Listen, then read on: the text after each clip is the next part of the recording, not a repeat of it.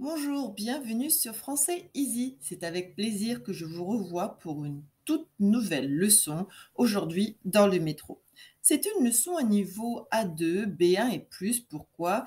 Car ici, je vais ajouter du vocabulaire, surtout dans un contexte touristique ou de personnes qui ne connaissent pas très bien la capitale et la France et qui a besoin d'avoir un peu plus de vocabulaire, mais ça peut être très bien adapté aussi à un niveau A2. Alors, si tu n'es pas abonné avant de commencer, je t'invite et je te conseille de t'abonner, de mettre un petit pouce j'aime, de cliquer sur la cloche pour recevoir toutes les vidéos, voir les publications. Tu peux aller sur ma page Instagram franc.easy où tu verras toutes les publications au jour le jour et voir aussi des vlogs. Et tu peux aller bien sûr sur la chaîne YouTube de Français Easy et le site internet de françaiseasy.com. Alors on y va. Aujourd'hui, nous allons parler de la leçon dans le métro, mais tu vas voir apparaître juste en haut la dernière leçon concernant à la gare où il y a 2 dialogues, du vocabulaire, un peu plus de verbes concernant les déplacements dans les transports en commun. Aujourd'hui, j'ai fait assez court, donc tu peux revoir cette leçon si ce n'est pas suffisant. C'est une leçon courte pour ceux qui ont déjà vu cette vidéo. On va voir comment acheter un billet de train, mais tout d'abord les objectifs de la leçon. Apprendre le vocabulaire pour prendre le métro et le RER dans Paris ou banlieue parisienne. Utiliser conjuguer des verbes concernant l'achat dans le métro avec politesse. Être capable de poser des questions, acheter au guichet ou dans les caisses automatiques et prendre des informations à la gare. Je me suis rendu compte en voyageant en France que malgré le fait que j'étais française, beaucoup de choses avaient changé. Et donc, j'ai voulu partager avec vous ces petits changements et ces petites phrases qui font la différence et les questions qu'on peut vous poser effectivement par rapport à vos besoins, quel type de ticket, où voulez-vous aller. Alors, au fur et à mesure, je vais te donner quelques exemples qui ne sont pas forcément écrits ici, mais comme tu as un niveau déjà, on va dire, intermédiaire, tu comprendras et il suffira de faire pause. Pour acheter un ticket de métro, par exemple, je voudrais un ticket de métro pour aller à Bastille, s'il vous plaît, ou aller à la station Bastille, s'il vous plaît. Avez-vous des réductions spéciales touristes? Le métro arrive dans combien de minutes? Le train arrive en gare. Le train va dans quelle direction? Ou le train va en quelle direction? Ici, dans cette question, la personne peut te répondre, le train va en direction de Marne-la-Vallée, Disney. Le train va en direction de Strasbourg. Voilà quelques réponses possibles à ces questions. Bien sûr, tu en as bien d'autres, car ce sont des questions que moi-même j'ai dû poser et pour savoir comment me diriger dans les transports en commun, car beaucoup de choses ont changé en quelques années. Dans le métro, tu as besoin d'un ticket de métro. Tu peux avoir aussi besoin d'un ticket de bus ou de RER. Donc cette leçon va beaucoup t'aider.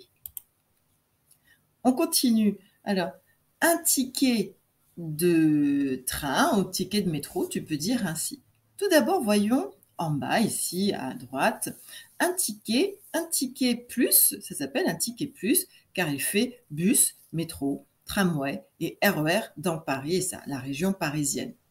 Ensuite, sur ta gauche, un carnet de 10 tickets, ticket plus bien sûr, toujours pour bus, métro, tramway, RER et dans Paris. Et tu peux bien sûr choisir, soit au guichet automatique, soit au guichet avec une personne, un ticket de train Île-de-France ou région parisienne.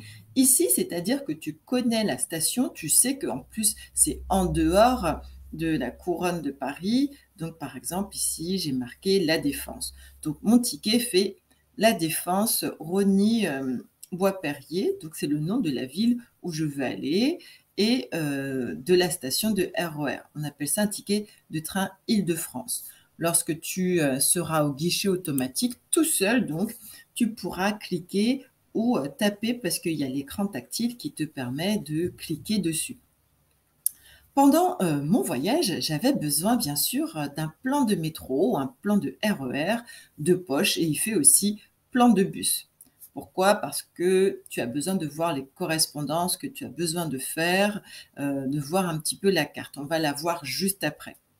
Et toujours pendant ces vacances, pour éviter d'acheter des tickets et de faire la queue, parfois qui est très longue, l'attente peut être très longue, surtout en période de vacances ou en période de week-end prolongé, j'ai demandé une carte Navigo Easy Mobilité qui coûte 2 € la carte, que je peux garder pour longtemps, pour plusieurs années, et je peux revenir à chaque fois en France avec. Donc je la conserve puisque je l'ai payée, elle est à moi. Donc c'est une carte que tu vas après recréditer auprès du guichetier ou du guichet automatique pour te permettre de voyager dans Paris ou la région Île-de-France. Tu peux choisir de prendre une recharge à la journée pour 1, 2, 3 zones. Tu peux demander aussi de recharger pour 2, 3 jours, donc il faut voir les possibilités à la semaine ou au mois. Au mois, ça va être la carte Navigo qu'ont les Français qui résident ici de façon permanente au mois. C'est un peu plus cher, mais peut-être un peu plus rentable que d'acheter des tickets si tu sais que tu restes un mois. Voilà un exemple de plan de métro. Donc voilà, tu vois mon plan de métro de poche qui est bien plié et je l'ai beaucoup utilisé pour voir les bus et les métros et les RER et les correspondances à faire. Ensuite, j'ai dû prendre un train pour aller en banlieue, en province.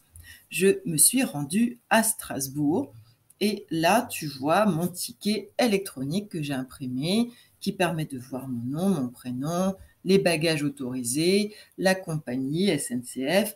Ici, c'est un ticket spécial avec, on va dire, un train qui s'appelle Ouigo. Tu peux voir tout en haut que c'est marqué Ouigo. Et bien sûr, tu peux accéder si tu as l'application SNCF. Je ne suis pas très adepte des applis pour ce genre de choses, mais toi, si ça te plaît, tu peux télécharger. Alors, voyons un petit peu en détail mon billet de train. Donc, tout d'abord, on voit la date de départ, la date du voyage tout en haut. Tu vois marqué dimanche 9 avril 2023. Ensuite, tu vois mon itinéraire, la gare de départ et ma gare d'arrivée. Donc, départ Paris-Gare de l'Est, arrivée, ma gare d'arrivée Strasbourg. Et tu vois les horaires. Tu vois mon numéro de train, tu vois bien que c'est un train à grande vitesse, donc un TGV, avec le numéro ici noté.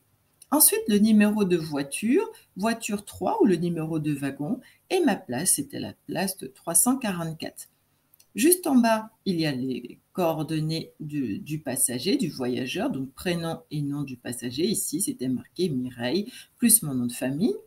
Et tout en bas, tu vois le prix, le coût du billet de train, combien je l'ai acheté. Moi, je l'ai acheté sans option précise, pour une petite option pour la place de 3 €, ce qui fait un total de 32 € pour mon voyage. Donc ici, récapitulatif du vocabulaire que tu connais déjà. Je t'invite encore à voir cette vidéo à la gare où tu pourras faire la prononciation avec moi. Et bien sûr, n'hésite pas à faire pause, à cliquer, à répéter. Et tu peux l'utiliser aussi en podcast pour pouvoir te permettre d'améliorer ton niveau de français. Donc, je vais passer un petit peu tout le vocabulaire que tu peux revoir et voir à volonté, sans modération. Et je t'invite à aller sur mon Quizlet, sur françaiseasy.com, le site internet où tu as des articles chaque semaine, toutes les 2 semaines, et sur ma page Facebook de Français Easy avec Mireille et Instagram fran.easy.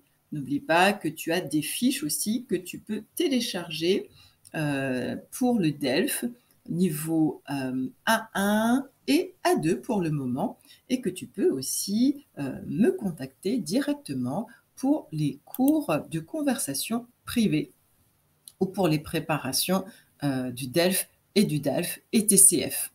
Bien sûr aussi le vocabulaire du français professionnel. Je te dis bon courage surtout, et ce qu'il faut retenir, c'est que bien poser les questions, connaître les structures des questions, le vocabulaire, et à toi d'imaginer les dialogues possibles. Tu pourrais aussi m'envoyer quelques questions dans la barre de description juste en bas pour me dire ce que tu as pensé de cette leçon. Est-ce que ça t'a aidé?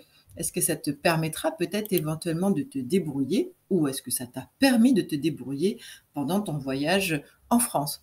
Je te dis bon courage, surtout passe à l'action et suis-moi sur françaisy.com. À bientôt tout le monde, bisous bisous, à bientôt.